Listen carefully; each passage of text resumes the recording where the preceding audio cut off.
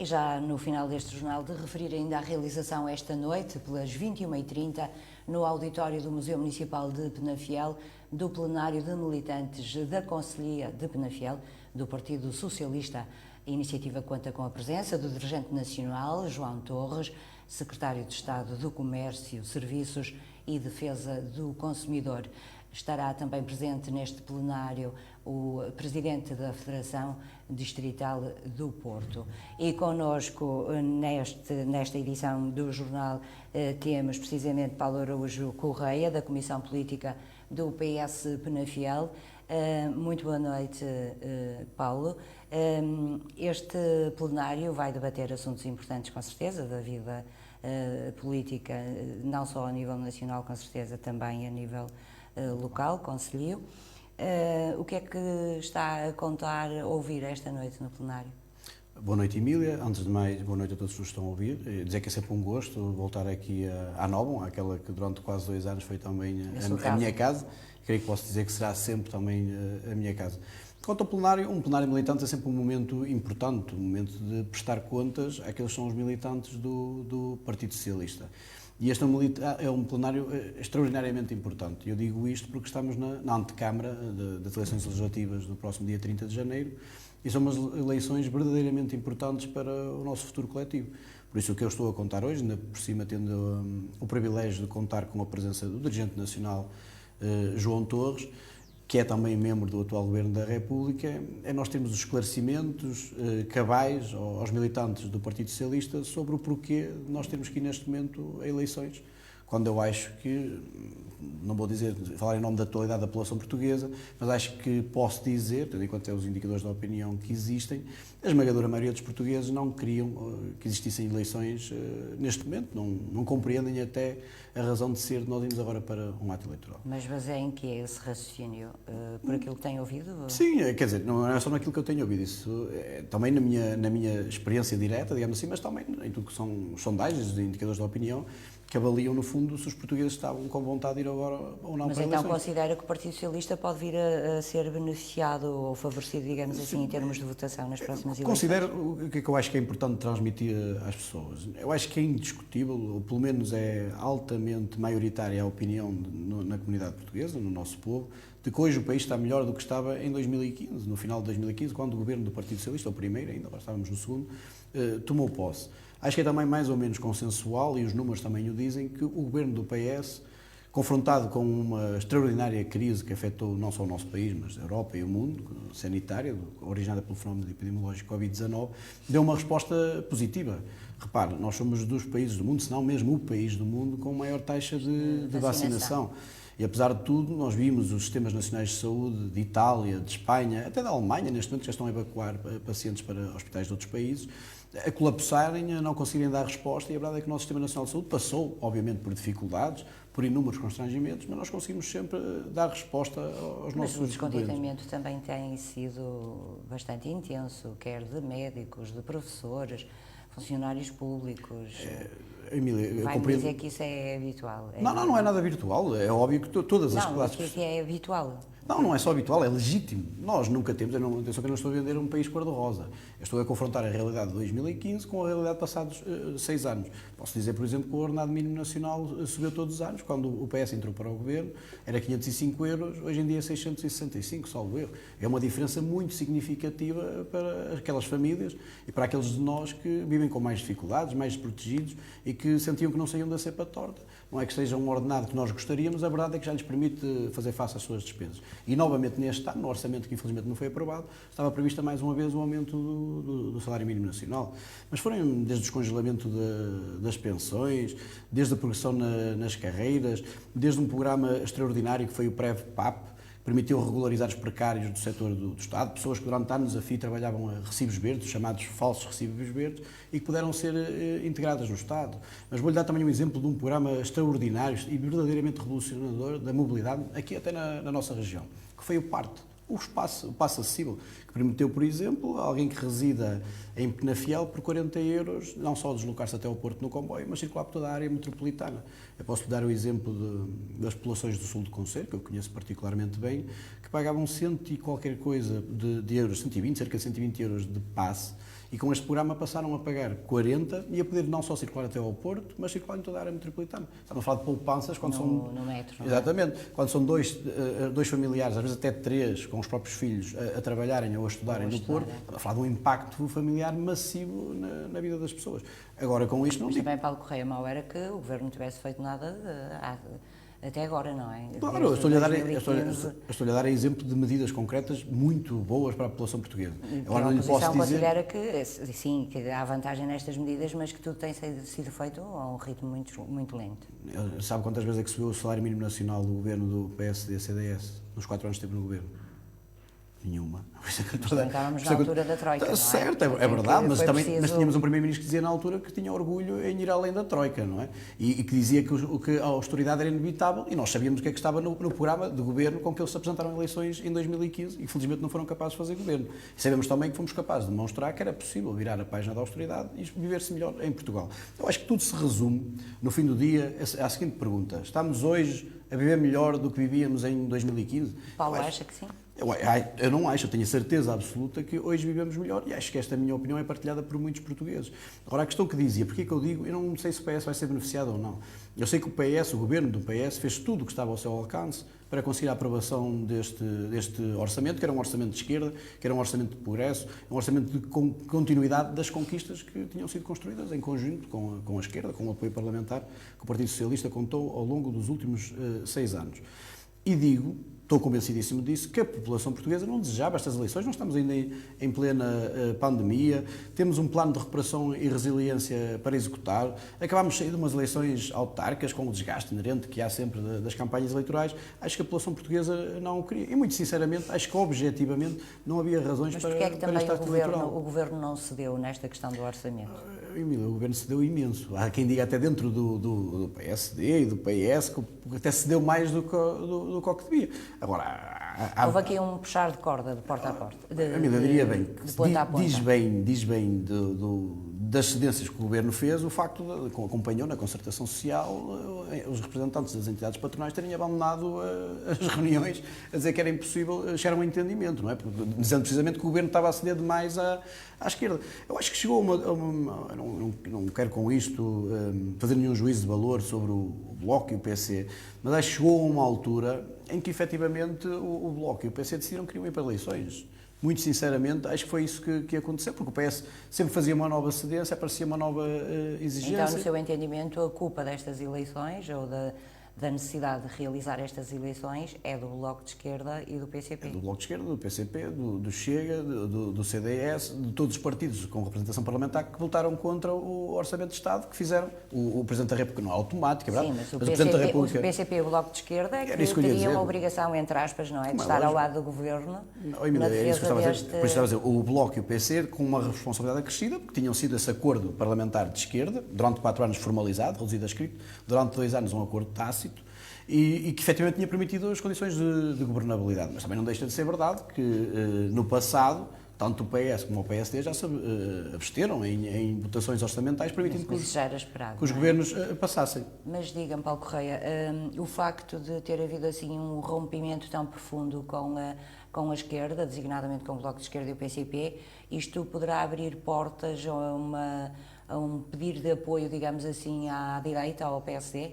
Eu acho que não é, mas isso é uma opinião muito pessoal, não vincula mais ninguém sem ser a mim mesmo. Estou a falar aqui enquanto militante de base. Ou vai depender do líder que sair agora das eleições, estou a falar mesmo, Rio ou do Paulo estou a falar mesmo enquanto militante de base. Eu acho que não é saudável para o país, na minha opinião, na minha ótica, um governo, digamos assim, de bloco central. Acho que não é saudável para o país, acho que o país precisa de uma alternativa, precisa de oposição e não precisa ter os 2 grandes partidos com aspirações governativas. Mas o Partido Socialista não ganhar com a maioria absoluta. Deixe-me só concluir e dizer porque que não considero que esta seja uma boa solução ou uma solução bem-vinda para o país. Diria mais que deixava um espaço de oposição praticamente para a direita, para o Chega, que teria todas as condições para efetivamente crescer, galvanizar-se e conseguir, se calhar, vir para números que nós vemos noutros países da Europa, a extrema-direita a conseguir, que felizmente ainda não consegue em Portugal.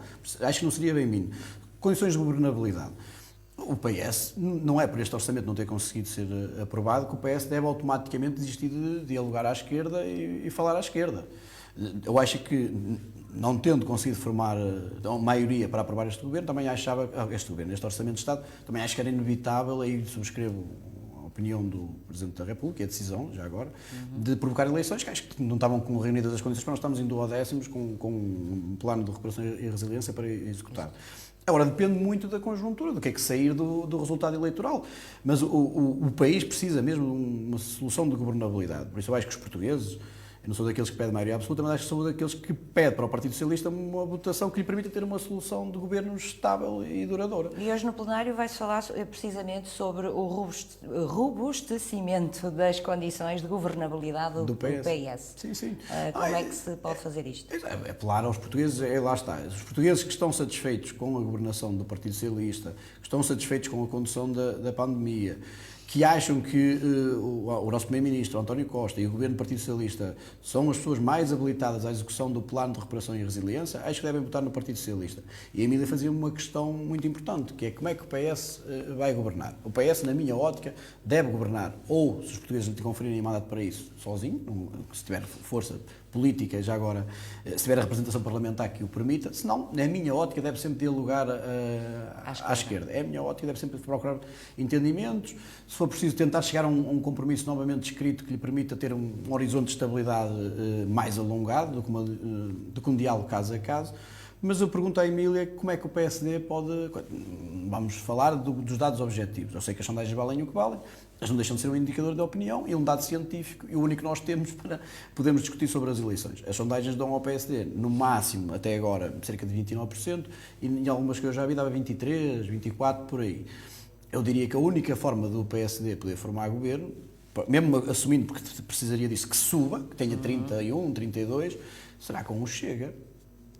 Para formar um governo maioritário, teria sempre que contar, pelo menos, com o apoio parlamentar do Partido Chega. Nós sabemos... Porque não com o CDS-PP também. O CDS-PP não digo que não esteja incluído na solução. O problema é que o CDS-PP, todos os indicadores de opinião dão um CDS-PP com uma votação muito próxima da votação residual, 2%, 3%, algumas até 1%. Não chega manifestamente para conseguir formar os 116 deputados que exige uma maioria de governabilidade na Assembleia da República. Daí eu dizer que é inevitável. E a pergunta que eu coloco aos portugueses é se conseguem conceber uma solução estável de governo, desenvolvimento, de progresso, de reforço do Sistema Nacional de Saúde, de reforço da escola pública, de reforço do Estado Social, com o Chega a fazer parte do governo, sabendo nós, é verdade que depois foi apagado magicamente da internet, mas sabendo nós que o Chega tinha no seu programa de governo, não diria desta forma o fim do CNS, mas a privatização muito abrangente dos serviços oferecidos pelo nosso Sistema Nacional de Saúde. Resumindo e concluindo, todas essas questões vão estar hoje em cima da mesa neste plenário.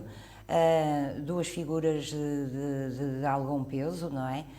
No plenário, designadamente o Secretário de Estado, que não está lá como Secretário de Estado, o João Torres, mas sim como Dirigente Nacional, também o Presidente da Federação Distrital da Federação do Porto. De tudo isto se vai falar com certeza. Daquilo que eu estou a entender, irá ser feito um apelo à coesão e à união de todos os militantes, à mobilização, no sentido de, agora durante este período, fazerem esforços para, junto da população, conseguirem os votos necessários para que o PS saia reforçado nestas eleições. É isso? Eu acho que estamos perante um momento verdadeiramente decisivo do nosso futuro coletivo. Nós, enquanto país, temos uma oportunidade única de transformar verdadeiramente o nosso país, porque nós temos verbas massivas que virão da União Europeia, por via do Plano de Recuperação e Resiliência, que são uma oportunidade histórica. E nós temos que, nós, Partido Socialista, nós militantes do Partido Socialista, nós simpatizantes do Partido Socialista, temos de garantir que é uma visão de esquerda, uma visão de valorização, repito, da escola pública, do Estado Social, do apoio na saúde e na doença, que vai presidir à execução dessa verba verdadeiramente revolucionária e transformadora do nosso país. Este é um ato eleitoral mesmo muito, muito, muito importante para o nosso futuro coletivo e ninguém pode ficar em casa. Infelizmente, as taxas de abstenção em eleições legislativas têm estado sucessivamente muito altas. As pessoas vão votar nas autárquicas. Nós temos um excelente exemplo aqui em Penafiel. Porque existe o tal fator proximidade. Exatamente, em que votaram mais de 70% das pessoas, quando a média nacional não chegou sequer aos 50%, aqui em Penafiel votaram mais de 70% das pessoas. E nós aqui, se me permite, é um apelo aqui a nível local, é que as pessoas não fiquem em casa. Sei que estamos todos um bocadinho cansados, porque ainda agora saímos de um ato eleitoral, mas estas eleições são mesmo muito importantes. E impactam não é só com a vida lá longe, em Lisboa, impactam com a vida de cada um de nós aqui em Penafiel, aqui na nossa região. aqui no norte do país. Ainda antes de acontecer este plenário, porque é esta noite, não é? Diga-me, como é que está a Comissão Política Distrital do Partido Socialista em Penafiel? Estão todos unidos? Sim. Todos a falarem pela mesma voz? Sim, sim.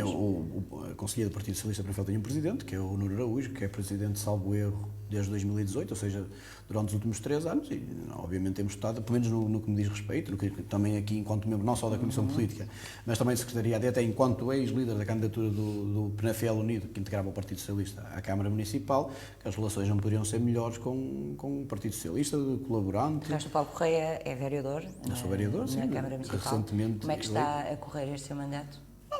Eu, quando me candidatei, obviamente que a minha expectativa, alguém que é candidato pelo Partido Socialista, é obviamente ganhar as eleições e ser Presidente de Câmara. Mas este não deixa de ser também um papel importante. Claro, eu ia já lá chegar. Agora, eu tenho muito respeito pelo voto dos penafilenses, pelos penafilenses que confiaram em nós, na nossa proposta, na nossa alternativa, e obviamente vou exercer o meu mandato na oposição até ao final, colocando propostas, fiscalizando o exercício do Executivo e tentando, dentro da nossa parte, do que compete à oposição, fazer com que as pessoas possam viver efetivamente melhor em Penafiel. No horizonte já vê a possibilidade de uma nova recandidatura?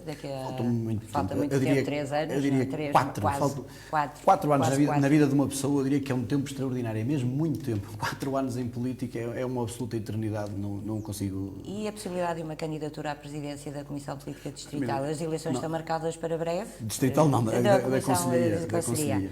Estão marcadas para breve? As eleições ainda não estão agendadas. Era tradição no Partido Socialista que as eleições para a Conselhia fossem em janeiro. Era em janeiro ou início de fevereiro, mas normalmente com muita tradição de serem em janeiro. Sim, mas faltará 2, 3 meses. Eu diria que com este acto das eleições legislativas, não me beijo, não acredito, a verdade que ainda não é nada oficial, mas não acredito, e acho que nem há condições para isso, de que haja eleições internas em janeiro com a campanha ao rubro a decorrer a 30 de janeiro. Acho que não é saudável, não era bom para o Partido Socialista, nem sequer era bom para a discussão política e para o debate político. Por isso, mas teremos a contar com eleições em fevereiro, março, talvez, abril, na pior das hipóteses, teremos eleições no partido. E coloca a hipótese de se candidatar? Não coloco nada de lado, é uma questão de perceber também, o Partido Socialista ainda tem neste momento uma liderança, que é o Nuno Araújo, perceber o que é que o Nuno Araújo quererá fazer, se quer ser candidato, não querendo, não enjeito a possibilidade de vir assumir esse desafio. Acho que qualquer militante, ainda por cima militantes que exercem funções em nome do Partido Socialista, têm que estar sempre disponíveis para os desafios que o partido lhe coloquem. Não é algo que eu coloque de lado, é o seu tempo, com a devida avaliação, com a devida ponderação, tomarei a decisão em consciência. Já agora aproveito que está aqui, também uma notícia que tem pouco tempo, eu hoje estou definitivamente gaga. O Primeiro-Ministro já anunciou um conjunto de medidas restritivas face à atual situação da pandemia no nosso país.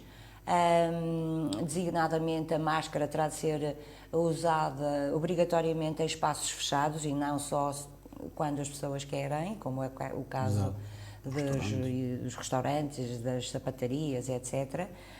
Também as escolas que vão reabrir mais tarde, agora no segundo período, portanto a seguir ao Natal, uma semana mais tarde.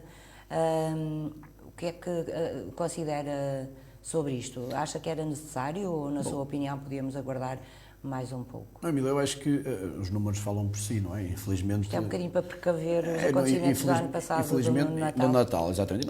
Infelizmente, não. Mesmo a nível diário, ontem vi, hoje confesso que ainda não vi os números, ontem já estava perto dos 3.000 casos, e depois nós não somos uma ilha isolada do resto do mundo, isolada do resto da Europa, e nós na Europa vemos países como a Alemanha, como a Holanda, como a Áustria, até com confinamentos parciais, a decretar medidas acrescidas. Eu acho que essas medidas são do mais elementar bom senso, razoáveis, adequadas, acho que até merecerão, creio eu, um consenso alargado mesmo das outras forças políticas, e são essenciais para que nós nos mantenhamos seguros, continuemos a ser um exemplo no combate à pandemia. E aproveito também para deixar aqui um apelo à nossa região. Nós temos aqui a SES, que é um exemplo a nível nacional, a nível de todos os indicadores, e nós mesmo, enquanto país, mas agora aqui, para o que interessa na nossa região e no nosso Conselho, temos sido um exemplo de adesão ao processo de vacinação, e a fazer esse apelo para que as pessoas vão tomar aquelas que ainda só tomaram uma dose porque tinham contraído o vírus, já podem tomar a segunda dose, que é bom fazer, e os que estão aptos já a tomar a terceira dose, que o façam massivamente, porque está uma coisa que... E já há algum tempo que está a funcionar em pleno o regime de casa aberta. Exatamente, casa aberta. Portanto, o que dá a possibilidade às pessoas para poderem lá se dirigir-se aos centros de vacinação, não é? E poderem e estar mais seguras. Que é inegável. É verdade que a vacina pode não impedir necessariamente o contágio, mas está mais do que demonstrado. Toda a evidência científica o diz, que é uma vez vacinado, se contrair o vírus, os efeitos da doença são muito mais... São menores. São muito menores, muito mais leves, e isso é que permite ao nosso Sistema Nacional de Saúde e aos nossos hospitais continuarem a dar resposta a quem verdadeiramente necessita. Muito obrigada, Paulo Correia, por ter estado aqui no Novo Jornal. Paulo Araújo Correia, da Comissão Política Conselhia do PS de Penafiel, aqui no Novo Jornal, sobre o plenário de militantes da Conselhia que vai acontecer esta noite em Penafiel, no auditório do Museu Municipal.